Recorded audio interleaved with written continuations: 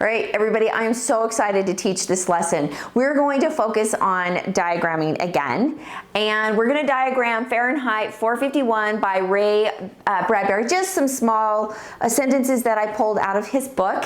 But first off, we need to really understand the difference between some of our parts of speech. And so we're going to dive into some parts of speech before we dive into diagramming sentences again. So first off, we're going to talk about our be verbs. We brought this up in the last lesson, how they're part of a helping verb, but these right here, our be verbs, and I really want you guys to look, how did we break these apart? We have be verbs that's am, is, and are. It sits in the present tense, and this am and is singular and are is plural. Okay, so now we have past tense, was is singular and were is plural, and now we have be, being, and been. So this part right here, you really have to have that memorized for when you move on, for when you're understanding your progressive tenses and your perfect tenses, because that's what's going to be used in these. Now, be verbs stand alone. They can say, you can say I am, and see how if somebody says, are you going to go to the store with me? You can say I am. You have your subject and your verb, and that's your be verb, and that stands alone. But these could also be linking verbs, and they can be helping verbs at the same time. But we're going to really dive in to what a linking verb is to help you understand and help you find linking verbs, because there's more than just these linking verbs in our language. So linking verbs give the impression of being something or having a particular quality, all right? So we have linking verbs that are senses, all of these sense verbs. Now we have the word look, and we're going to go through all of those, but this is one of our senses, and I'm going to write a sentence. Okay, so let's write the house looks old. Whoops, that looks like a D-D-O-L-D. My hands are starting to shake, that so also looks like I know. No, D-D. My hands are starting to shake, so I can't. Okay, so let's diagram this. And so this looks right here that this is singular, but this looks like it's plural. And we will go into that when we're really starting to understand our progressive tenses and stuff, and all of our tenses, actually. And we're going to try to understand this a little bit better. But this is singular, and this is singular, even though this looks plural. So we're going to break it up. And what's your verb, boys? Looks. Looks, okay. So we're going to put that on the verb line. What looks? House. The house looks. Okay, now we have either a predicate nominative or a predicate adjective sitting in, or maybe could it be a direct object? Well, is this an action verb, or is this a linking verb? And we're going to help you find how is it an action verb or a linking verb, because it looks like it could be an action verb, right? What do you guys think? Is it action or linking? Okay, so Daniel thinks it's linking. I think it's action. Because these can be action too. So it depends on really what it's doing in the sentence. So we're going to put old here. Now if it's an action verb, it's going to be a direct object. But this is either a predicate nominative or a predicate adjective. So I'm just going to tell you that's what it is. It's not, this is going to be a linking verb. Okay? So, but let's test everything to see how is it a linking verb. So let's talk about the linking verbs. The word that the verb links to is either a noun, pronoun, or an adjective. It sits in the predicate adjective position or the predicate nominative position. See, it's pointing its way back. It has the slash there. If it was a direct object, it would be coming up straight up and down. But If you can replace your word that can be either action or linking with are or is, you have a linking verb. Okay? Linking verbs do not have direct objects. Action verbs have direct objects. Okay? So how do we test? Let's test it. Can we replace looks with is right here? The house is old. Yes. Yeah, we can. Actually, yes, we can. So you know, because we can replace it with your other linking verb, then you know you have a true linking verb and not an action verb. So let's look at this sentence. The houses look old. Okay, so now look at the difference here. Is our subject plural? Is our verb plural? Yes. It is plural, but it doesn't look like it's plural. Because it looks like these should be plural, plural. It looks like this should be singular, singular. So this is very confusing, and we'll go over that. But this is plural, and this is plural. Okay? We say the houses look old. All right, so well, let's diagram that. Look right here. Old. See how it's sitting in its predicate adjective position. And we have houses. The. Well, can we replace look with are? yeah. We can. The houses are old. So then you know, see how the plurals match? Plural, plural. The house is old. See, it's singular, plural. See how that will help you? And then you know you have a linking verb with your senses, because these can be action verbs too. So that's super confusing, don't you think? Do you think so, Dee? So, but how do we know that we have a predicate? Is this going to be a predicate adjective or a predicate nominative? How are you going to tell?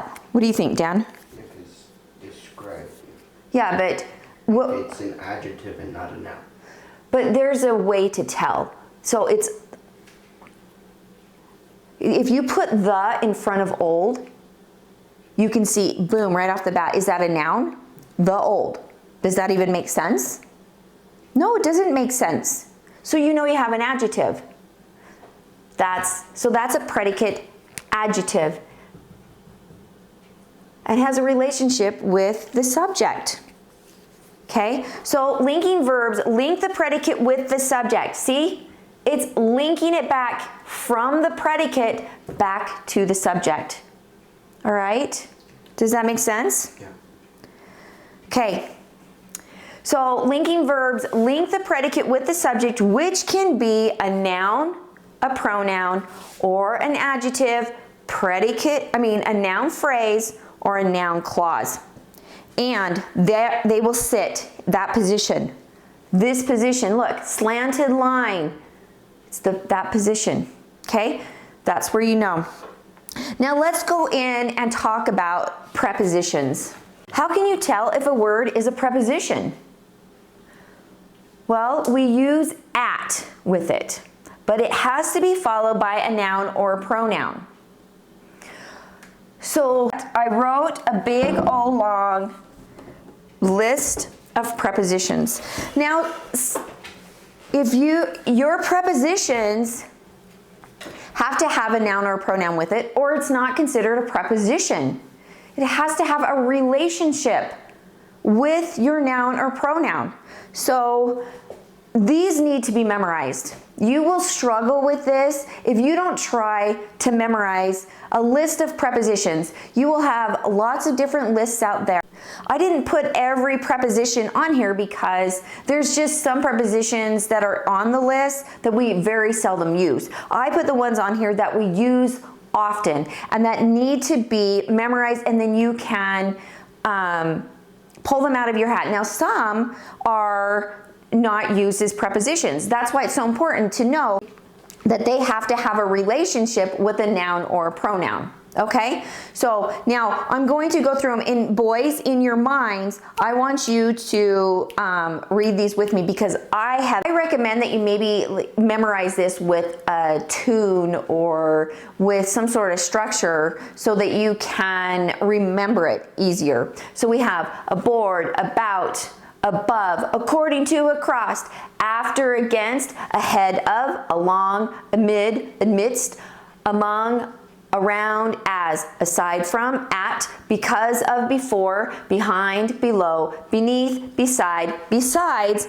between, beyond, by, concerning, despite, down, due to, during, except, excluding, far from, following, for, from, in accordance with, in addition to, in case of, in front of, including, inside, instead of, into, like, near, next to, of, off, on account of, onto, out, out of, outside, over, prior to, since, than, through, throughout, to, toward, towards, under, underneath, unlike, until, up, upon, with, within, without.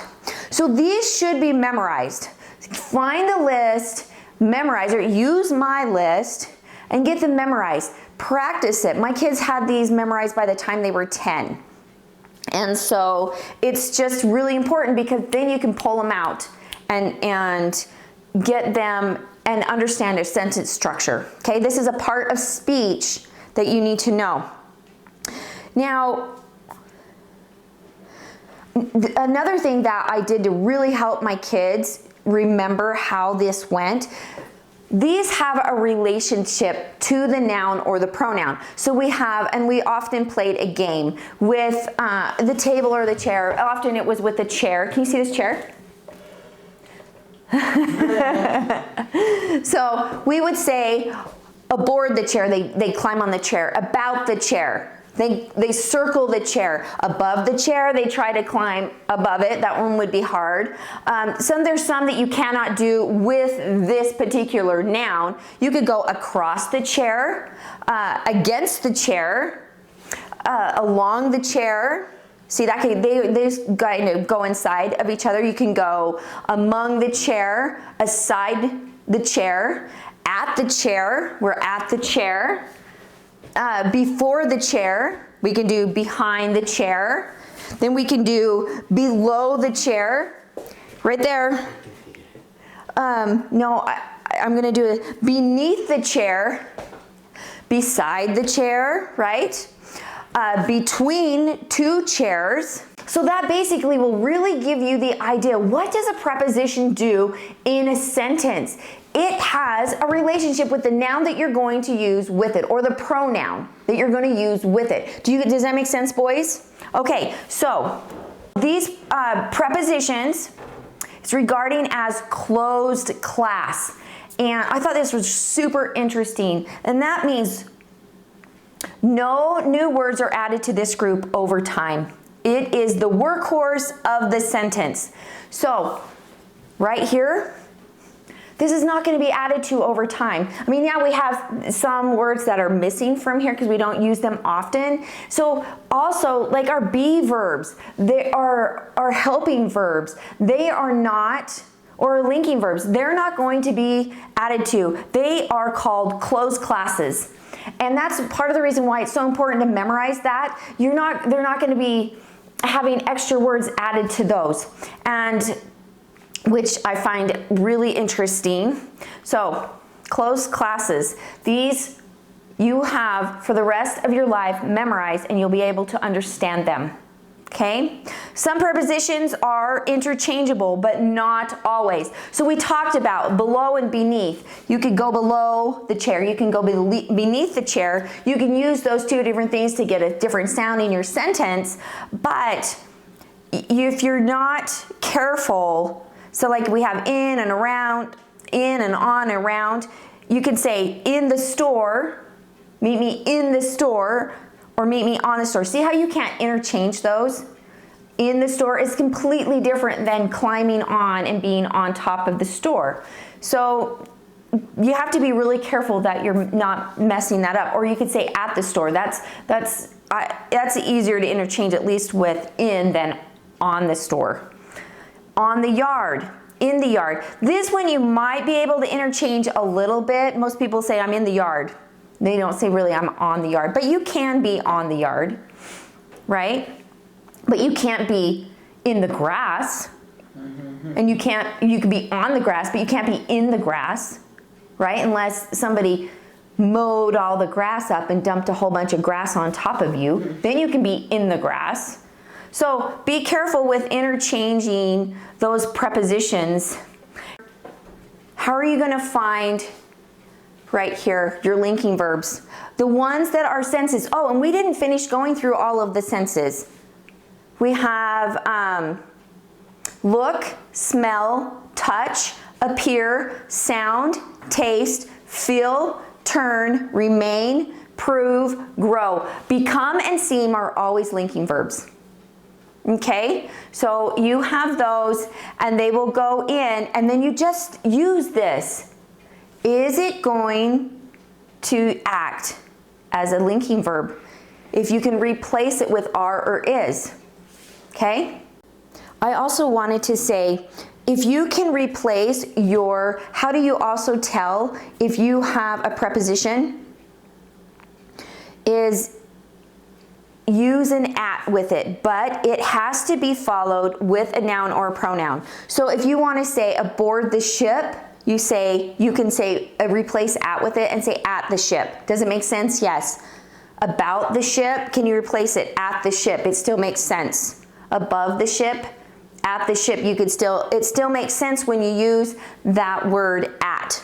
Okay, and so that might help you also to figure out your prepositions. Okay, but at can do many different things in a sentence besides just this, obviously. Okay, so now we're going to move into understanding auxiliary verbs a little bit better. And we talked about that in lesson 40. Now, auxiliary verbs are the exact same thing as a helping verb. So this is more of the technical term for the helping verbs. Helping verbs are just out there, they're just easier to remember if you say it's helping another verb instead of using auxiliary verbs. But they are the same things. And we were talking about our be verbs a little bit earlier. There are our auxiliary verbs. So let's talk about our auxiliary verbs. So they're necessary for showing voice, which means the active versus the passive voice. And we will go into this extensively in another lesson. I just want you to get familiar with some of the things in grammar. Also, auxiliary verbs, they have three primary auxiliary verbs: be, have, and do. And we talked about that again in lesson 40.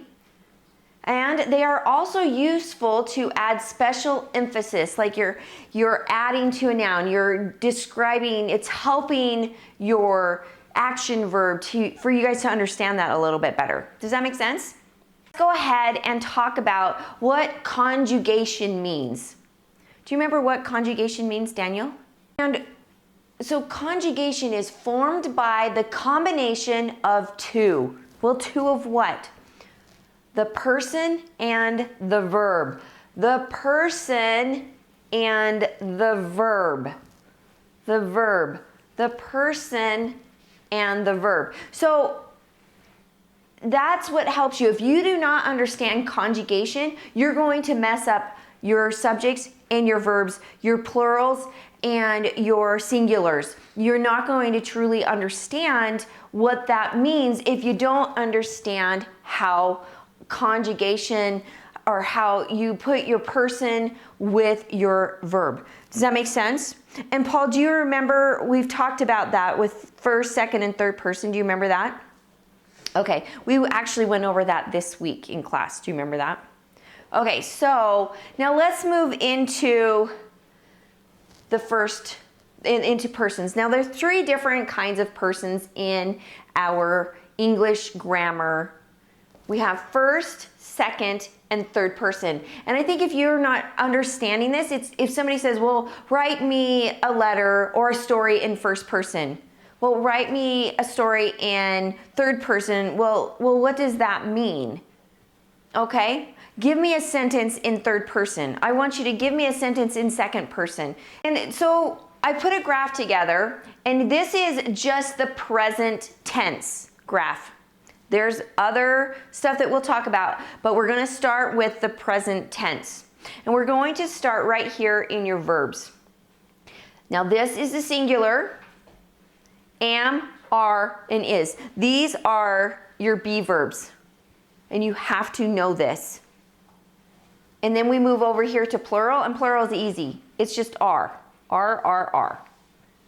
Whether it's first, second, or third. But if you're not understanding singular, you're not going to conjugate your verbs correctly. Okay? If it's first person, you use am. If it's second person, you use are. So it's the same right here. And if it's third person, you use is. Okay, so with our pronouns, we have, if it's first person, we use I. If it's second person, you. And third person, you can use a noun, or like Daniel is or Paul is. Or you use your pronouns, he, she, it, is. Now, when I teach people, well, how do you find out if you're in third person, if you're writing in third person, or if you're speaking in third person? You put the noun with the is, and then you know, if you can replace he, she, or it with it, then you know that you're talking in third person. Does that make sense? Okay. So now if we look over here, we're in the plural. First person is we. Second person is you. And third person is they. Now, let's go in and talk about third person, because third person is the hardest to understand when you're conjugating your verb. If you're like these, first, second, and plurals will be, the conjugation will be the same. And third person, it's different. So you just need to understand third person a lot, right? Okay, so we have third person belongs to the person being talked about. Daniel and I are over here, and we're talking about Paul, okay? We're talking about the person over there. It's not the person right here with us, right here. So and also in third person, subject pronouns. We're only gonna, this is just about third persons, because we have other pronouns that are subject pronouns. He, she, it, and they. He, she, it, and they. Those are your subject pronouns in the third person. That is absolutely important that you memorize this. And they also, it refers to a person. And so sometimes it can be singular and sometimes it's plural. Most of the time, we use it as the plural verb. Just depends on the sentence. Let's move into pronouns and talk a little bit more about the pronouns. So pronouns, it's a part of speech. Well, what is a part of speech? It's what something does in a sentence. It tells us what something does in a sentence. So it's one of the most common in a sentence. So when you use your pronouns, they're one of the most common in the sentence. So pronouns refer back to the speaker or writer. What do you think, Paul? So you're trying to find your antecedent, right? So it's referring back to the speaker. Daniel slowly climbed the mountain. He ran down quickly. See, he, right here, it's replacing it. Okay, does that make sense? Or if you say, I climbed the mountain. Does that make sense? I climbed the mountain. Well, who's that talking about? Yourself. Yeah, yourself, Daniel. And so that names you. Okay, does that make sense? So it's referring, so lots of times we say we refer right back to here, he, she, it, and that's where you find third person. But it doesn't matter. You can find it first person when you refer it back to the speaker or the writer. So, and that's going to be your antecedent. Does that make sense? That they're talking about, the speaker and the writer. So can you see this really good? So if we come back up here and we're talking about our persons, we have first, second, and third person. And right here, we're going to really focus on your subjects and your object positions. Now, your pronouns sit in subject positions and object positions. So if you're not understanding what the subject position is in a sentence and the object position in a sentence, you're not going to be able to use your pronouns correctly. So if you say, if we go across, so let's look at first person.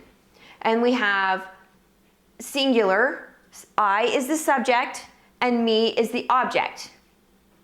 So, and then we have for first person, we as the subject, and for the object is us. So if I said, for instance, I am going to climb the mountain, will you go with me? Where's me sitting? Is it sitting in an object position? Yes. It is. What's the object position? With me. Object of the preposition.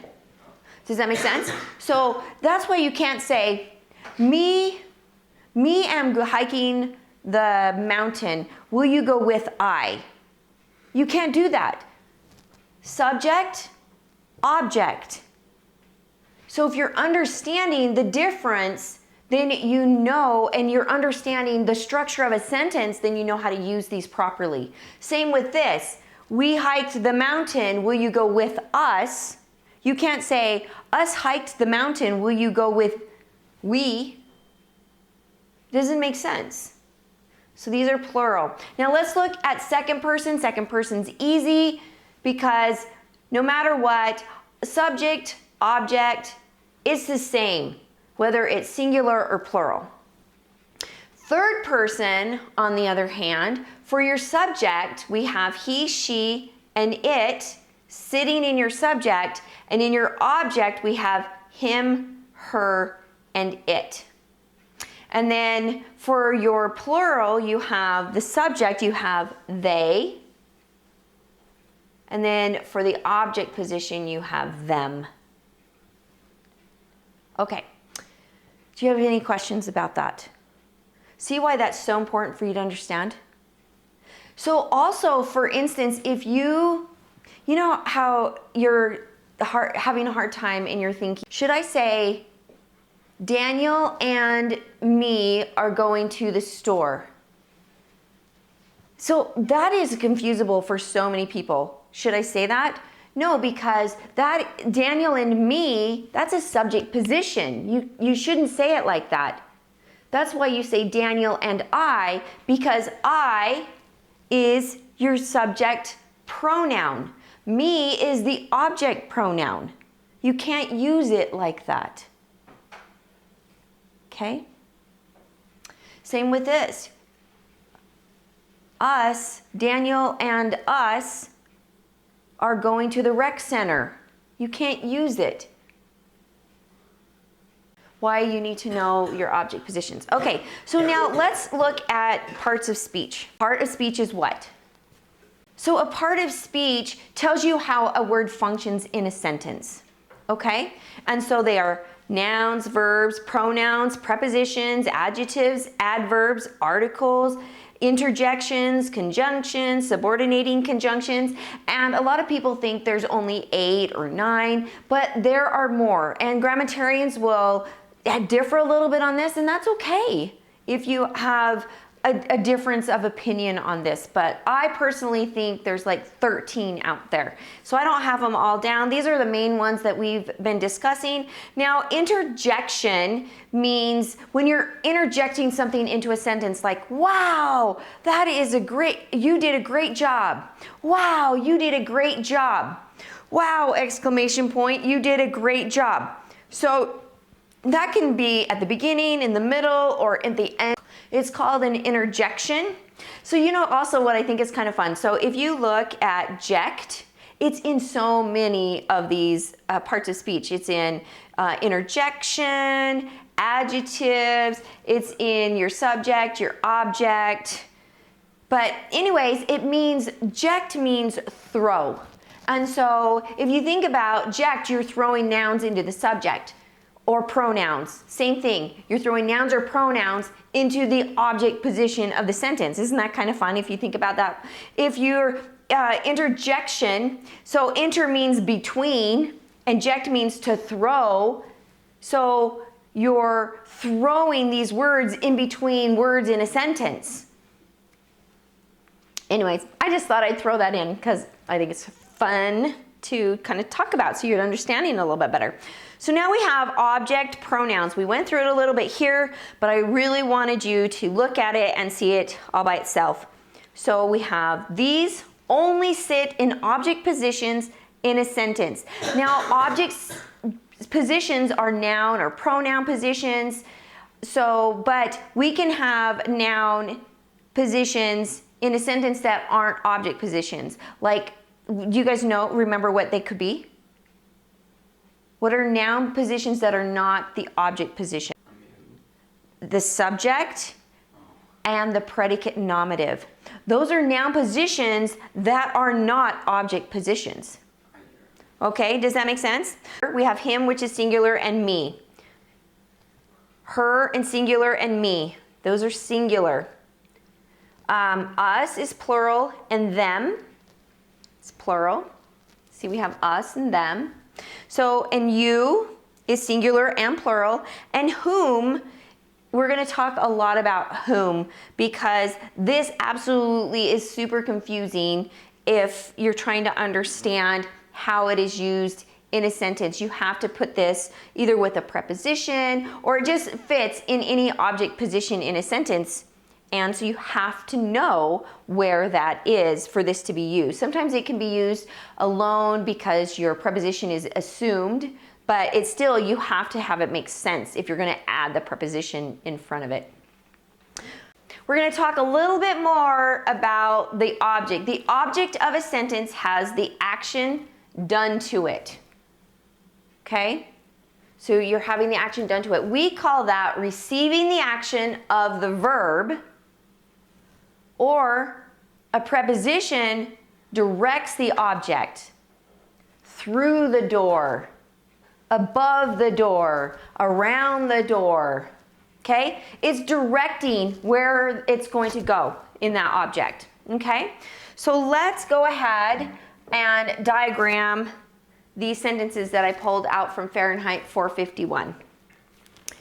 So let's find the verb. First off, let's read the sentence. The men were hurling shovelfuls of magazines into the dusty air. What's your verb? What's the did in this sentence? Find the verb first. Were hurling.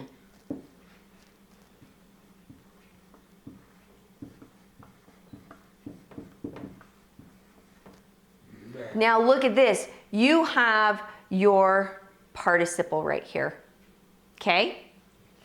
So who was hurling? I think you said it. Men.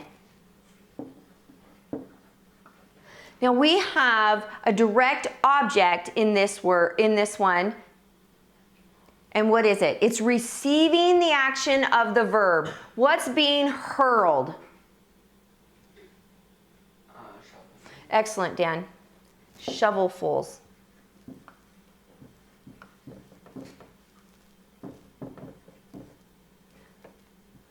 See how, so what is receiving the hurling? The shovelfuls are receiving the hurling. See how he says it's receiving the action of the verb. Okay? So now that we have our main structure, men were hurling shovelfuls. Okay? So now we have men were hurling, that's your verb, and here is your direct object. Okay, so now let's figure out the rest of the sentence. Okay, what do we have with the? What is the? Goes under men. It goes under men. That is an article describing men.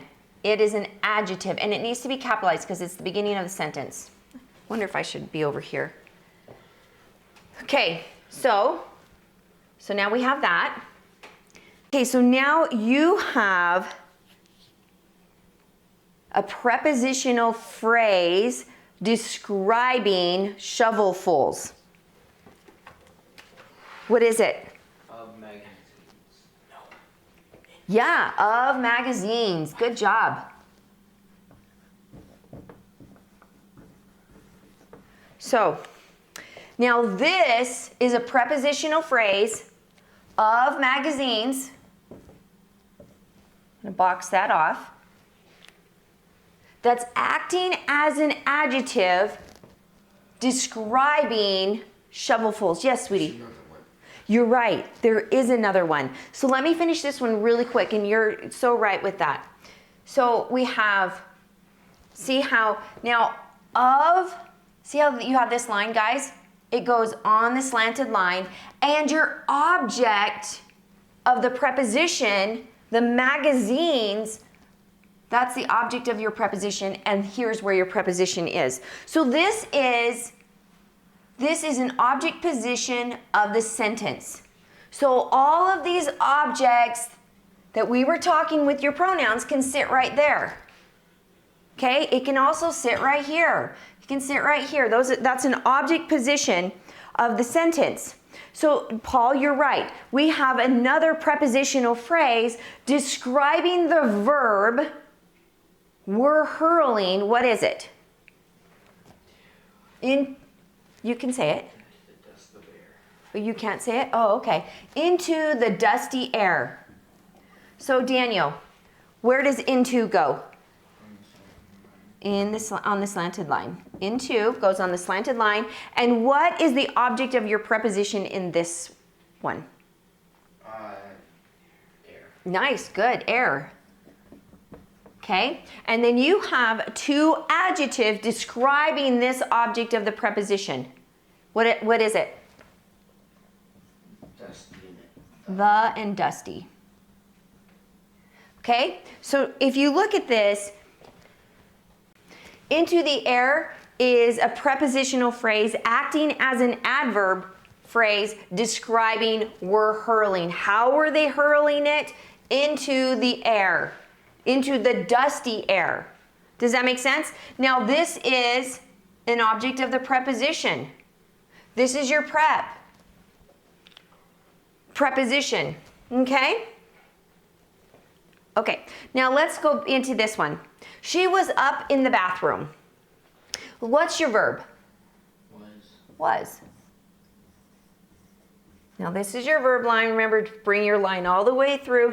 Who was? Who are they talking about? She. See how we have she? It's sitting in the subject position. She, third person, okay? She was. Okay, so what now? We have the subject and the verb. What is up? Predicate adjective.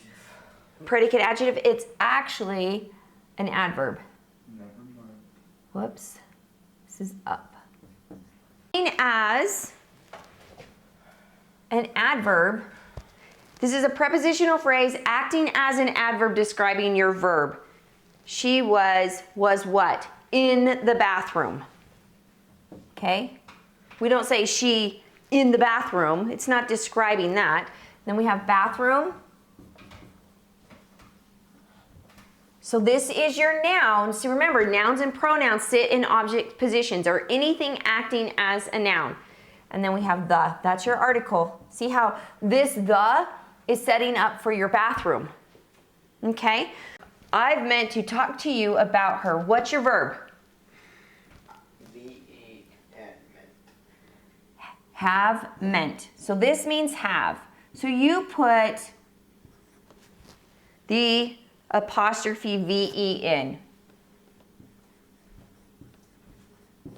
Who have meant? I. That's who you're talking about. Okay, so you have a direct object sitting in here, and it's an infinitive acting as a noun. What is it? To talk. To talk. Now, when you have a phrase acting as a noun, you have to put it on a tree, okay? So, and then we are going to put the to on the sideline with the line here because this shows that it's a verb. Okay, to talk. Now, an infinitive is to and then your verb.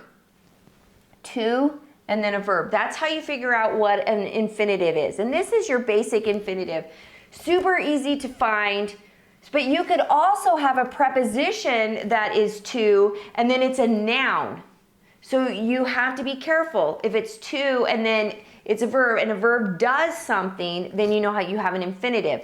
But if you have to and it's a noun and you put the in front of it, then you know it's a prepositional phrase. So you have in here a prepositional phrase acting as an adverb describing talk. What is it? What is it right there? To you. So we put our preposition on the line and see there's no line here to break that apart.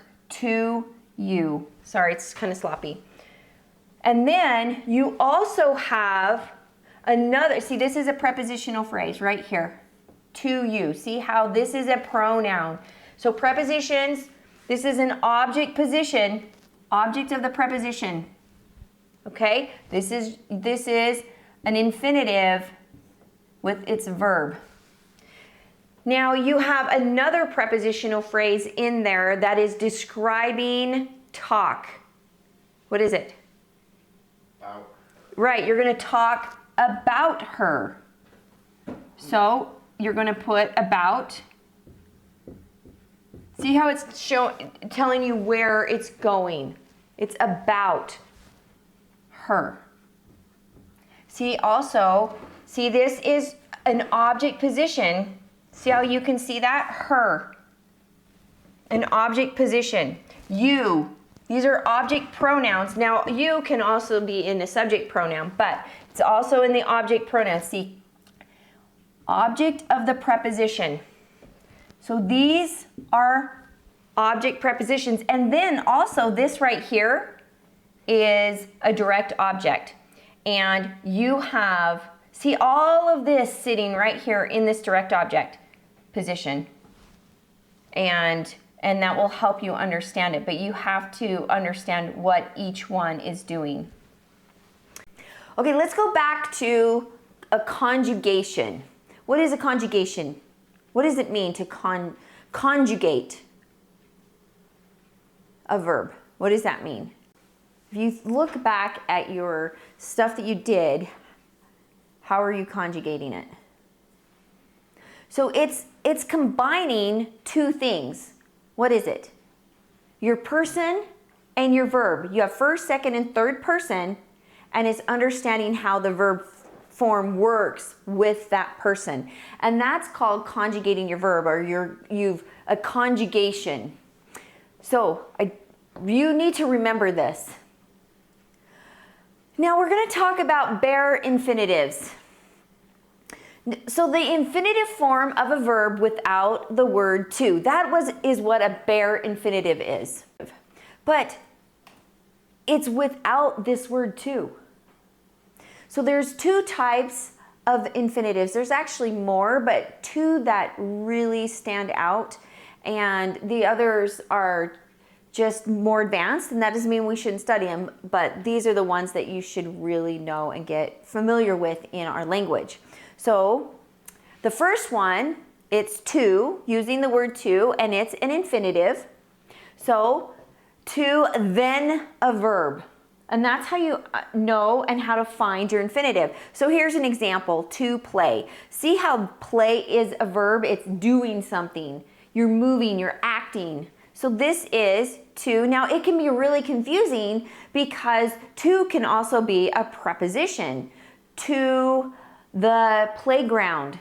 So see how playground is your noun? So it's telling you where to go. So it could also be, so to sleep. It's an infinitive, right? Okay, so They sit in different areas and they bounce around in the sentence, and they can act as different things in your sentence. And so they are considered a part of speech. So bare infinitives do not use the word to,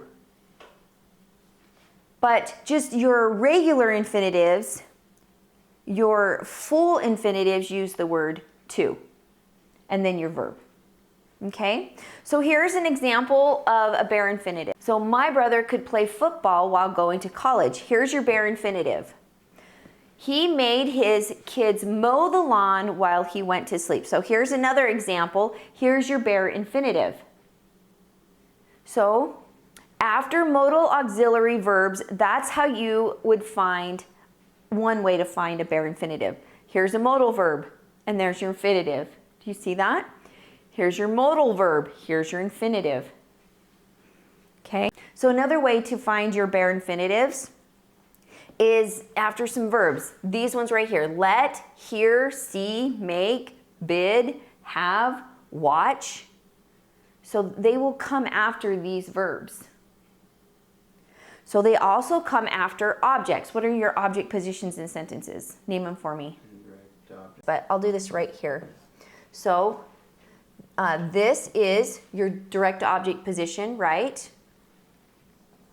This would be your prepositional object of the preposition, and this would be your indirect object position if you're looking at them at diagramming a sentence. Okay? So now just to remember, we went over your auxiliary verbs in lesson 40. And these are your modal auxiliary verbs. We went over all of the auxiliary in lesson 40, but these are the modal ones. Shall, will, could, should, would, can, may, might, and must. These need to be memorized. They need to be identified as modal verbs. You need to just know that these are modal so that you can identify other things and help you understand the English language better by identifying these. It's not just about being able to speak, it's about being able to understand. Does that make sense? And this helps you understand. Another way is the word why. That'll help you find a bare infinitive. Why is followed by a bare infinitive. So here's an example. Why purchase the old snowblower? So see how you have the word why, and then you have your bare infinitive, purchase. And why right here is acting as an adverb. So when it starts with why and it just goes right into your verb, your bare infinitive, then you know this is an adverb. But you could also have it as this as an interjection. Why, exclamation point, would you do that? Why, exclamation point, would you purchase? But then you would almost need more. In this one, you're assuming your subject. Why? And your assumption is, would you or you purchase that old snowblower? That actually happened in my family. My husband purchased a really old snowblower and it didn't work. It was a waste of money. So we ended up investing in a nice snowblower this year, which has been really great to have. Okay, here's another example. Why stay until midnight? See how you have this question. This is asking why, right? And then you have your bare infinitive right after the word why. And that'll help you find that. They are also used after had better. I had better leave. See, there's your bare infinitive, by tomorrow. So here's your main verb and here's your infinitive. See how it's not using the to? Typically, you identify an infinitive by to and then the verb. But this one is left off and you identify the infinitive this way by these other ways of identification. Also, another way to identify bare infinitives, they're used after the auxiliary verb do and most of the modal verbs, which we went through down here, and the main auxiliary verb do. So here's some examples. This says, you can do it. See how this is your modal verb, and here is this is your bare infinitive. I do love him. See how you have your auxiliary verb do, and here's your infinitive. Does that make sense? Okay, so full infinitives, that means you're using the word to plus a verb. Full infinitives function as noun phrases in noun positions of sentences, like the subject and the object. All right, so down here, if we go, and let's diagram this. So this is a noun phrase, and this is an infinitive acting as a noun phrase. So it's going to sit in the noun position in this sentence. And in this one, it's going to be in the subject. And we're going to sit this, when you do that, you sit it on a tree, because then somebody knows, well, oh, that's not your typical noun, it's a noun phrase. So in this sense, you would diagram it on a tree, and whoops, we want to capitalize that. To, and then when goes on the line. So you would diagram this the same way as you would a prepositional phrase. To win, and then you have your verb is, and then to search. So to search, I'm going to put this as a prepositional phrase right here. But some grammarians might argue, well, that looks like another infinitive. But search could also be a noun depending on how you're thinking of it as the noun. Does that make sense, Polly? So, but I'm going to put it as a noun, and some people put it as a verb, but I'm going to put it as a predicate nominative position. And then it's going back. So you have to, and you have search. See how they're the same, but they're diagrammed the same, but they mean different things. But this is sitting in a noun position, this is sitting in a noun position. Now, if this was an action verb,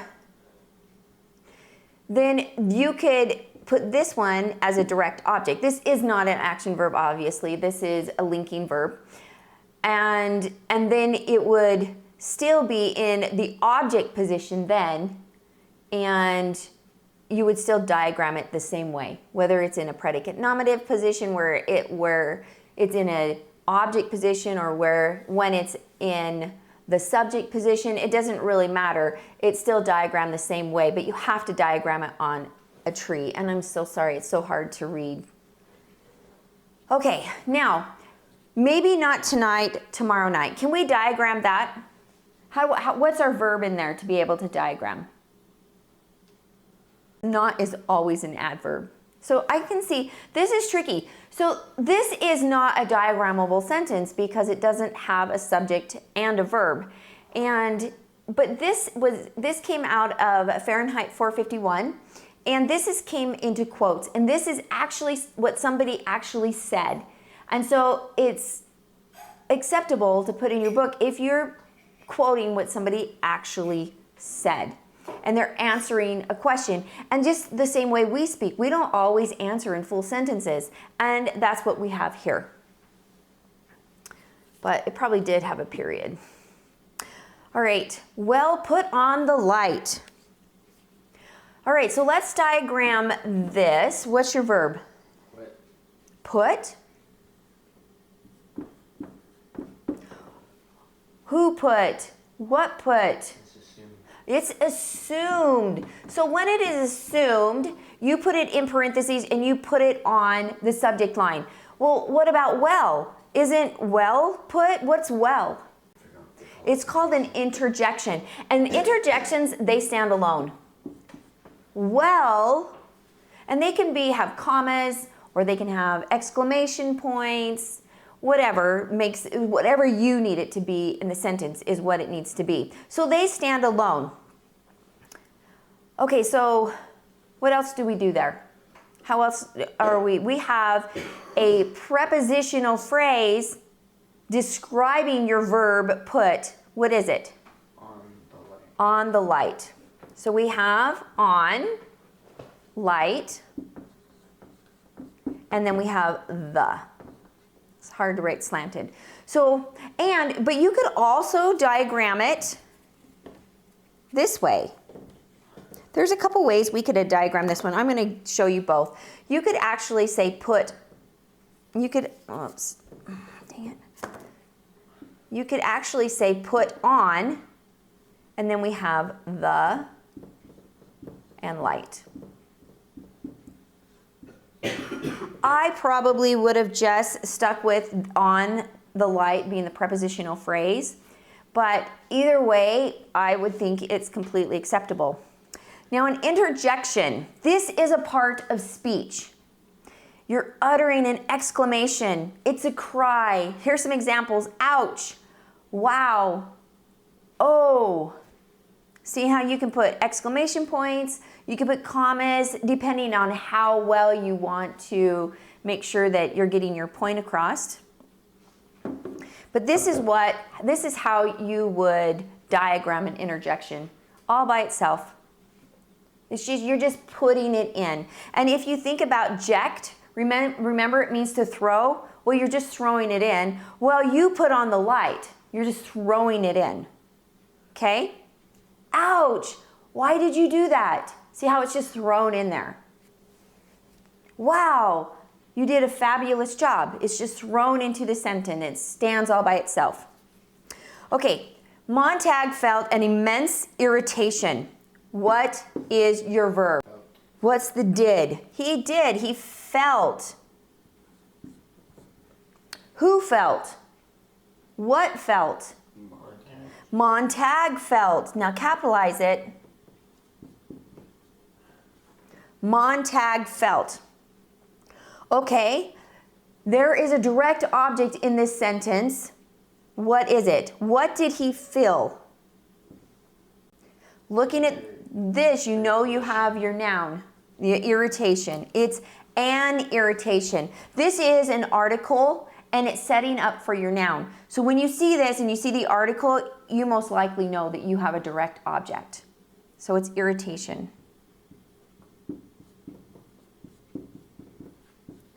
What kind of irritation? Immense. An immense irritation. Okay, that's really tricky to write. So, and then we have our article that's acting as an adjective describing the word irritation. And these set up nouns. If you see this 99.999% of the time, it is acting as an adjective. It is a part of speech. It is very important that you know your articles. And the. There are only 3 of them, but they set up your nouns, and you know a noun is coming if you can find an article, and it will help you understand. Now, you can only use these on certain words. See how an right here is only followed by vowels, but they are followed by consonants. A cry, see right here? That's a consonant. And this one is a vowel. But look at this.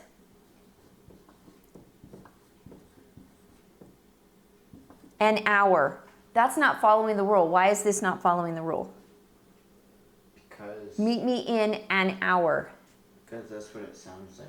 Yeah, because it sounds like this is the sound. You're hearing the vowel sound first. The H is silent. So that means you're going to use an because you're hearing the vowel. And you're not going to use a hour. So in this sentence, this also comes from Fahrenheit 451. I even go to the fun parks and ride in the jet cars. So first off, let's find your verb. Go. Okay, go. And there's another verb. Ride. You have your coordinating conjunction that says, ooh, there could be another verb in here. So we know that there are going to be two verbs. Who goes and who rides? What's your subject? Huh?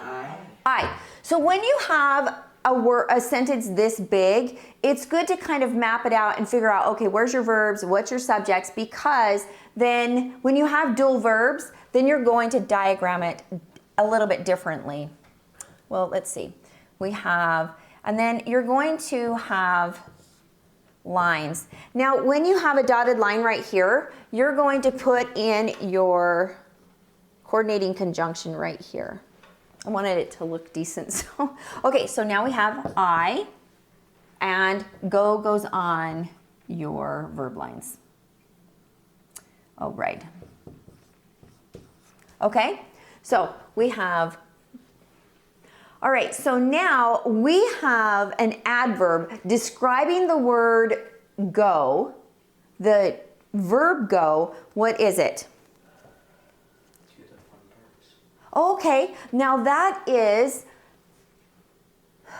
a prepositional phrase acting as an adverb phrase describing go. So we can do that too. What's your prepositional, what's your object of the preposition? Fun parks. Okay, let's actually just box this off because we know it's a prepositional phrase. So we have fun parks.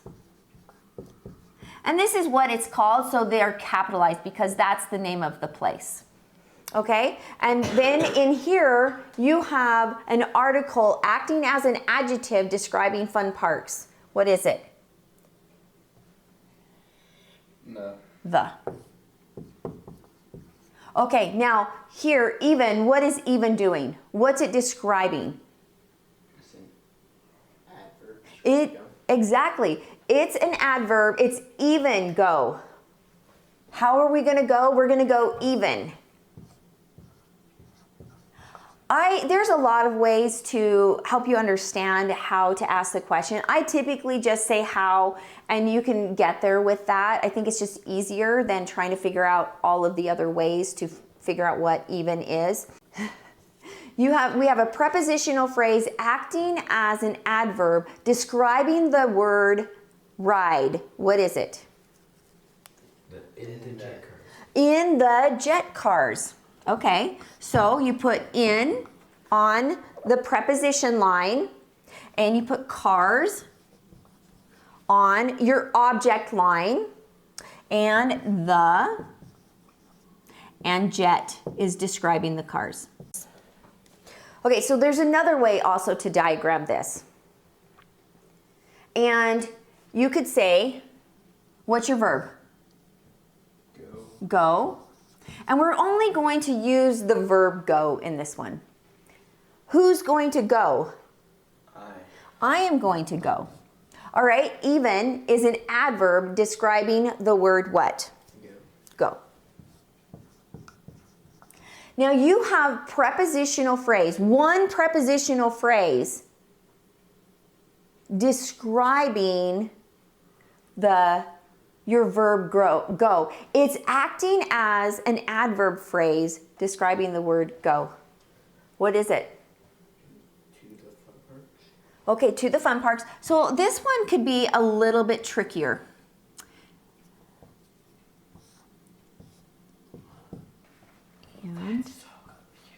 And so we're going to put our preposition right here. And so what's the object of the preposition? Fun parks. Good, Paul. What's the other object of the preposition to that? You're going to do what? You're going to go to the ride. You could do it, I would do it the other way. You're going to ride. Okay?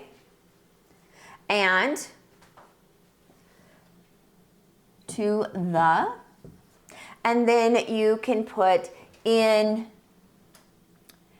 here's another prepositional phrase, in the jet cars. That's another way. And the inject cars goes off of cars. So that's another way that you can diagram this. So that's water under the bridge. Let's diagram this one. What's your verb?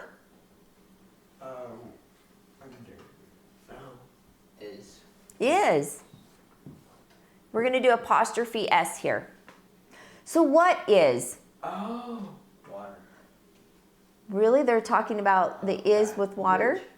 That. That is. So see how we put an apostrophe S because this is the contraction and this is your verb and that's your subject. That's your verb. So you have a predicate nominative changing your subject. What is it? It's your noun. Water. Water. And then under the bridge. So we have under the bridge is a prepositional phrase acting as an adjective phrase describing water. And you have under. So this is where your preposition goes. Bridge. This is where your object goes, and this is where your adjective goes, the. Okay? So, what are our noun positions in this sentence? Water, bridge, and what? That. Those are noun positions. So what's your object position in this sentence? There's only one. No, that's because that's a predicate nominative. Bridge. This is, so object of the preposition. Does that make sense? Okay. We'll see you later, guys. Bye.